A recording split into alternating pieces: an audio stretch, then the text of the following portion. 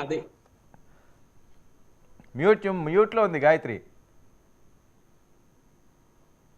Sorry అండి. Good evening everyone. అది యాక్చువల్గా ఇందప్పుడు అన్నారు కదా, మాట్లాడుతున్నారు కదా వైసీపీ స్పీకర్ గారు, పడుకోబెట్టారా, మోకాల మీద కూర్చున్నారా, గోడ కుర్చీ చేశారా, లేకపోతే ఏంటి ఏం చేస్తున్నారని చెప్పి పనిష్ అయిన వాళ్ళు, పనిష్మెంట్ తీసుకుంటున్న లీడర్ చెప్పాలి, వాళ్ళ కార్యకర్తలు చెప్పాలి. మాకు అవసరం అయితే లేదు. గాయత్రి ఇప్పుడు గాయత్రి 1 minute మీది నెట్ ఇష్యూ ఉన్నట్టున్నది. నాది నెట్ కాదే, నాది net issue. Net I issue don't think so. 1 second ఉండండి.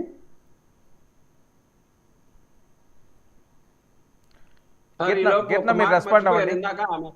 ఓకే కీర్తన గారు ఏం జరిగింది? వర్మ గారు, నా సైడ్ అయితే నెట్ ఇష్యూ లేదండి, మీకు చూసుకోండి ఒక్కసారి. వైసీపీ అన్నారు కదా, భారతదేశ క్రికెట్ టీం ఉండేది 11 మందే, భారతదేశం గర్వించేలాగా చేస్తా ఉన్నటువంటి పరిస్థితిని మర్చిపోవద్దు.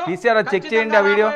11 సీట్లనే 161 సీట్లు, 175 సీట్లు, వైనాట్ 175 అనే లెవెల్ ఖచ్చితంగా వస్తాం. ఓకే, ఖచ్చితంగా జగన్మోహన్ రెడ్డి గారు మళ్ళీ ముఖ్యమంత్రి అవుతారు. రైట్. ఓకే, జగన్మోహన్ రెడ్డి గారు మళ్ళీ ముఖ్యమంత్రి అవుతారట గాయత్రి గారు.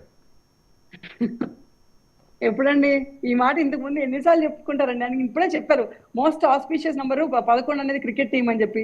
మీరు కలకాలం ఆ క్రికెట్ టీం తోనే, ఆ ఎమోషన్ తోనే ముడిపడి ఉండాలని, మళ్ళీ మళ్ళీ ఎన్ని ఎలక్షన్స్ జరిగినా సరే మీరు ఆ సెంటిమెంట్ నుంచి పక్కకి వెళ్ళకూడదని చెప్పి మేము కూడా మనస్ఫూర్తిగా కోరుకుంటున్నాం. మీకు విషెస్ కూడా, బెస్ట్ విషెస్ కూడా చెప్తున్నాం. Right right. గాయత్రి 1 minute మీ ఫీజు పీసీఆర్ అది చెక్ చేయండి, టెక్నికల్ ఇష్యూ ఉన్నది. కీర్తన రెస్పాండ్. కీర్తన గారు, ఇలా ఇది కాదు, వాళ్ళని మీరు నిలబెట్టారా, మీరు వాళ్ళని నిలబెట్టారా, ఇలా చెబుతారండి. అప్పుడు గాయత్రి గారు మీరు ఒకసారి ఎగ్జిట్ అయ్యి మళ్ళీ జాయిన్ అవ్వండి, సిగ్నల్ చూసుకోండి. Okay okay. వర్మ గారు, ముందుగా మీకు అలాగే ప్యానల్ లో పెద్దలకి, 99 వీక్షకులకి నా నమస్కారం సార్. ఏదైతే మన గాయత్రి గారు చెప్పారో అది ఖచ్చితంగా జరగాలని మనస్ఫూర్తిగా కోరుకుంటూ తదాస్తు నేను కూడా